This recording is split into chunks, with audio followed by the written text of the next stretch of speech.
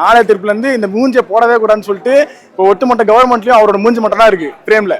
Bro சொல்றவங்க சொல்லிட்டு தான் இருப்பாங்க. இதுக்கு முன்னாடி என்ன சொன்னாங்க, ஜெயிப்பாரா, 1% ஓட்டு வாங்குவாரா, 10% ஓட்டு வாங்குவாரா, கூட வாங்க மாட்டாரு. எங்கேயுமே பெரம்பலூர்ல ஜெயிக்க மாட்டாரு, திருச்சியில ஜெயிக்க மாட்டாரு. இதுலயே தோக்காச்சாரு. இதுக்கு மேல என்ன ப்ரோ, இதுக்கு மேல அவங்க பேசவே கூடாது. எப்படிதான் அவங்க பேசுறாங்கன்னே தெரியல. அவர் வருவாருன்ட்டு வரமாட்டேன்ட்டுலாம் எங்களுக்கு தெரியாது. அவர் வந்தாரு, ஜெயிச்சாரோ அவ்வளவுதான். இப்போ சிஎம் ஆயிட்டு படம் பார்த்துருக்கோம். Super bro. பாரு ப்ரோ, படம் ஐயோ எவ்வளோ பிளாஸ்ட் ப்ரோ. படம் உள்ள ஃபுல்லா சதுர விட்டாச்சு. இந்த ஒரு தலைவனுக்காக தான் வந்தேன், சதுர விட்டாச்சு ப்ரோ. படம் அவ்வளோதான், பிளாஸ்ட் பிளாஸ்ட். நல்லாதானே பிளாஸ்டா பிளாஸ்ட். என்ன ஒண்ணு இந்த படம் மட்டும் சொல்லு, ஜனநாயக படத்தை மாதிரி சீக்கிரமா விட்டாரு.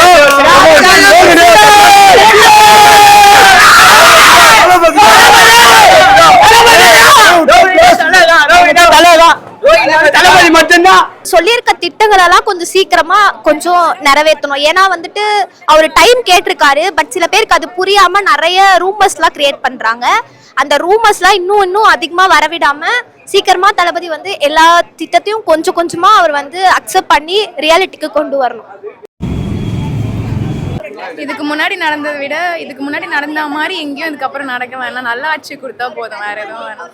நல்ல எஜுகேஷன், நல்ல மெடிக்கல், நல்ல சரௌண்டிங் கொடுத்தா போதும்.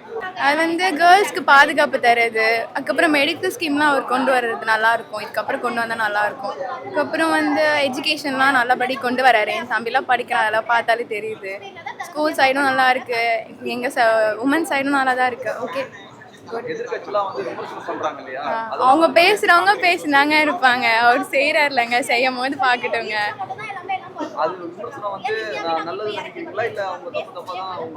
அவங்க கண்ணோட்டத்துல அது தப்புன்னு தெரியுது. அவர் எங்களுக்கு நல்லது பண்றது நாங்க பாக்குறோம், எங்களுக்கு தெரியுது. அவங்க அப்படி பாத்துட்டு போனா ஒன்னும் எங்களுக்கு தெரியாது. இப்பதான் நாங்க ரீரிலீஸே ஃபர்ஸ்ட் டைம் வரேன் ஃப்ரெண்ட்ஸோட. ஹாப்பி பர்த்டே தளபதி சிஎம். இப்போ எல்லாமே மாறும்னு நினைக்கிறோம்.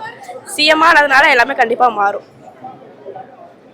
எதிர்கட்சியில விமர்சனம் பண்றாங்க இல்லையா, இது சரியில்லை, பண்றது சரியில்லை சொல்லிட்டு. ஸோ அவங்க ஆட்சியில வந்து அவங்க தப்பு பண்ணியிருக்காங்க.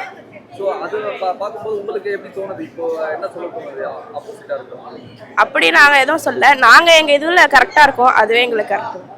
தளபதி வந்து இதை பண்ணா நல்லா இருக்கும், சிஎம் ஆயிடுச்சு அப்படின்னு நினைக்கிறது. சேஃப்டினா எப்பவுமே இப்போ நாங்க இப்போ 1 மணிக்கு 2 மணிக்கு நடந்து போனா கூட யாரும் நம்மள வந்துட்டு பின்னாடி வந்து துரத்தாம நம்ம தைரியமா நடந்து போனா அதான் எங்களுக்கு தேவை. இப்போ சிங்கப்பெண் திட்டம் வந்து உங்களுக்கு ஏதாவது ஒரு அப்ரோச் பண்ணாங்களா? அவங்க கிட்ட வந்து ஏதாவது பேசுனாங்களா? சிங்கப்பெண் அவங்க வந்து ஏதாவது பேசுனாங்களா? இது வரைக்கும் எதுவுமே நடக்கல. இதுக்கப்புறம் நாங்க நடப்போம் நம்புறோம். எங்காச்சும் அந்த ஃபீல் உணர்ந்துருக்கீங்களா? சிங்கப்பெண் வந்து ப்ரொடெக்டா இருக்கிற மாதிரி ஏதாவது உணர்ந்துருக்கீங்களா? இல்லைன்னா அவ்வளோவா நாங்கள் எங்களுக்கு காலேஜ்க்கோ இதுக்கோ வீட்டுக்கே சரியா இருக்கு, இன்னும் எங்களுக்கு எதுவும் பண்ணல. சப்போஸ் அந்த மாதிரி எதனா ஒன்று நடக்கும்னு நம்புறோம். ஹாப்பி பர்த்டே தளபதி சிஎம். அப்போ வந்து அவர் ரீல்ல சொன்னாரு, இப்போ ரியாலிட்டியா அதை பண்ணிட்டு இருக்காரு, அவ்வளவுதான். ஏதாவது ஒரு திட்டத்தை வந்து அவர் அறிவிக்கணும் உங்களுக்காக, ஸ்டூடெண்ட்காக அப்படின்னா என்ன திட்டம்? ஆல்ரெடி எல்லாமே அவர் அறிவிச்சிருக்காரு. அதெல்லாம் அவர் சீக்கிரமா பண்ணட்டும். அதெல்லாம் பண்ணதுக்கு அப்புறம் அதுவே எங்களுக்கு வேற தேவை எதுவும் இருக்காது. அது பண்ணாலே போதும் எங்களுக்கு. புதுசா அவர் இன்னும்லாம் எதுவும் கஷ்டப்பட வேண்டாம். இவ்வளவு தூரம் எங்களுக்காக இறங்கி வந்து பண்றதே ரொம்ப சந்தோஷம்.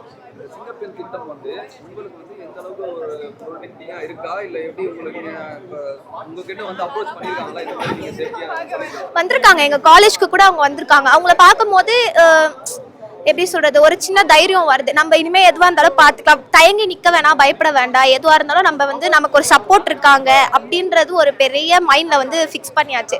ஸோ இனிமே என்ன பிரச்சனை, யாரா இருந்தாலும் பரவாயில்ல, பார்த்துக்கலாம் அப்படின்ற ஒரு தைரியம் இப்போ. தளபதி வந்து நெக்ஸ்ட் ஒரு ஸ்டெப் எடுக்கணும்னா என்ன எடுக்கணும் அப்படின்னு நினைக்கிறீங்க? என்ன எடுக்கணும்னா இப்போ சொல்லியிருக்க திட்டங்கள் எல்லாம் கொஞ்சம் சீக்கிரமா கொஞ்சம் நிறைவேற்றணும். ஏன்னா வந்துட்டு அவர் டைம் கேட்டிருக்காரு. பட் சில பேருக்கு அது புரியாம நிறைய ரூமர்ஸ் எல்லாம் கிரியேட் பண்றாங்க. அந்த ரூமர்ஸ் எல்லாம் இன்னும் அதிகமா வரவிடாம சீக்கிரமா தளபதி வந்து எல்லா திட்டத்தையும் கொஞ்சம் கொஞ்சமா அவர் வந்து அக்செப்ட் பண்ணி ரியாலிட்டிக்கு கொண்டு வரணும். ஹாப்பி பர்த்டே தளபதி, எப்பவுமே ஹாப்பியா இருங்க. சீக்கிரமா ஜனநாயகன் ரிலீஸ் பண்ணுங்க, அது மட்டும் தான் என்னோட கோரிக்கையா உங்களுக்கு நான் வைக்கிறேன். இந்த படத்துல இவ்வளவு இருக்கு இப்போ தெரியுது, பட் அப்போ அந்த படத்துல இன்னும் நிறைய இருக்கும்.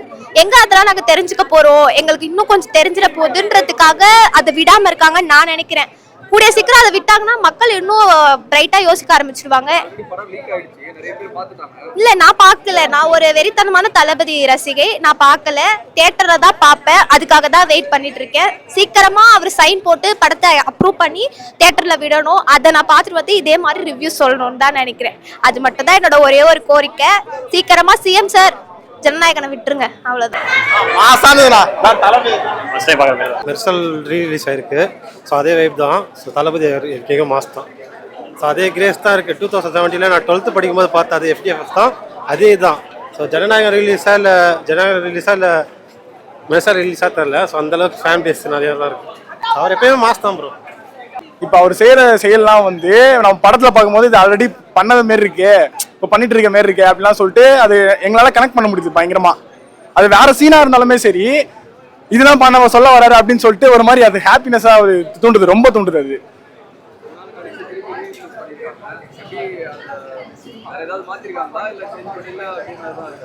இல்ல ப்ரோ, வைப் தான் ஃபுல்லா ரிப்பீட் போடுறாங்க, அது ரொம்ப பயங்கரமா இருக்கு. ஆனா தியேட்டர் சீட்ல யாருமே உட்காரல, அவர் முகத்தை காமிச்சாலே போதும் ஸ்கிரீன்ல தானாவே ஏஞ்சி நின்றுவாங்க, எல்லாருமே கண்ணில் தண்ணி வந்துடும், அவ்வளவுதான். அது இவர் வந்து அப்பத்துல இருந்தே மனசுல வச்சிருக்காரு மக்களுக்காக ஏதாவது செய்யணும்னு சொல்லிட்டு படிப்படியா எல்லாமே செஞ்சிருக்காரு, எல்லாமேத்தையும். ஆனா எல்லாமே சைலண்டா செஞ்சிருக்காரு, யாருக்கும் தெரிவிக்காம. ஆனா இப்ப தெரிவிக்கிற மாதிரி நான் வந்தாகணும் பொலிட்டிக்ஸ்ல, கண்டிப்பா வந்துதான் ஆகணும் அப்படின்னு சொல்லிட்டு தான் தெரிவிக்கிற மாதிரி எல்லாருக்கும் தெரிஞ்ச மாதிரி பண்ணாரு எல்லாமே. சினிமாலயும் அவர் தான், பாலிடிக்ஸ்லயும் அவர் தான் ப்ரோ. ரெண்டுத்துலயும் அவர் அடிச்சுக்க முடியாது. அரசியல் சூழல்ல வந்து நிறைய குறைகள்லாம் சொல்லிட்டு இருக்காங்க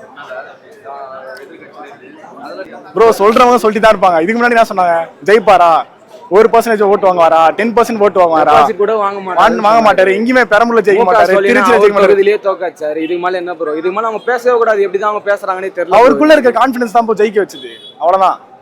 நாங்களா இருக்கிற அவர் வந்து நாங்க நாளைய தீர்ப்புல இருந்து பாத்துட்டு இருக்கோம். நாளைய தீர்ப்புல இருந்து இந்த மூஞ்சியை போடவே கூடாதுன்னு சொல்லிட்டு இப்போ ஒட்டுமொத்த கவர்மெண்ட்லயும் அவரோட மூஞ்சி மட்டும் தான் இருக்கு பிரேம்ல. அதோட அவளோட மோட்டிவேஷன், கான்பிடன்ஸ் எல்லாமே அதுல சொல்லலாம். அது ஃபுல்லாவே ப்ரோ தற்குறி நாங்க ப்ரோ. இப்ப தற்குறியோட தலைவன் தான் தமிழ்நாட்டு முதலமைச்சரா இருக்காரு. தற்குறின்னு சொல்றாங்களா ப்ரோ? சொல்லி தான் எங்க தலைவன் இப்ப எங்க மேல வர வச்சிருக்காங்க. எங்க தலைவன் அதுக்கு கிளியரா டெஃபினிஷன் கொடுத்தாரு. அவங்களுக்கு எவ்வளவு ஹேட் கொடுப்பாங்களோ அவ்வளவுக்கு நாங்க உயர்வோம், அவ்வளவுதான். Advance happy birthday. அவங்க பேசட்டும் ப்ரோ, அவங்க பேசுறதுனால தான் நாங்க இன்னும் மேல போய் அட்வான்ஸ் ஹாப்பி பர்த்டே தளபதி. இந்த பார்லிமெண்ட் அரசியல்லாம் கவனிக்கிறீங்களா ப்ரோ நீங்க? ப்ரோ ரொம்ப கவனிக்கிறோம் ப்ரோ. ஃபர்ஸ்ட்லாம் அரசியல் முக ஸ்டாலின் இருக்கும்போது நியூஸே பார்க்க மாட்டோம் ப்ரோ. நான் இப்போ ஃபுல்லா நியூஸ்ல தான் ப்ரோ உட்காந்துருக்கேன்.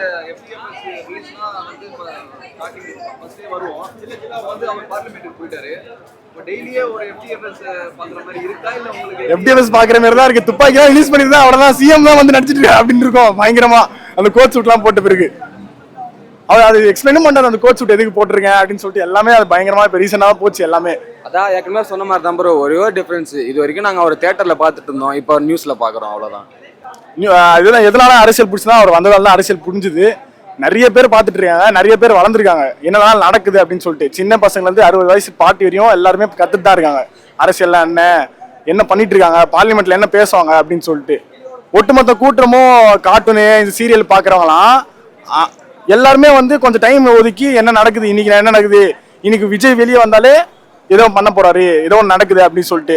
சிங்கப்பெண் அதிரடிப்படை எல்லாமே நடந்துட்டு இருக்கு. அந்த 717 டாஸ்மாக் மூடினாரு, அப்புறம் ஒன்னொன்னா பண்ணிட்டு இருக்காரு.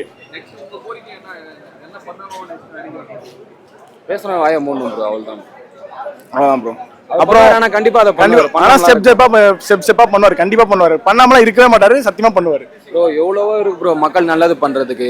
அது இவனுங்க பேசுறதெல்லாம் அவர் கண்டுக்கிட்டா அவர் அதனால கான்சன்ட்ரேட் பண்ண முடியாது. அவர் பண்ணுவார், ஆனா கண்டிப்பா எங்க நம்பிக்கை இருக்கு.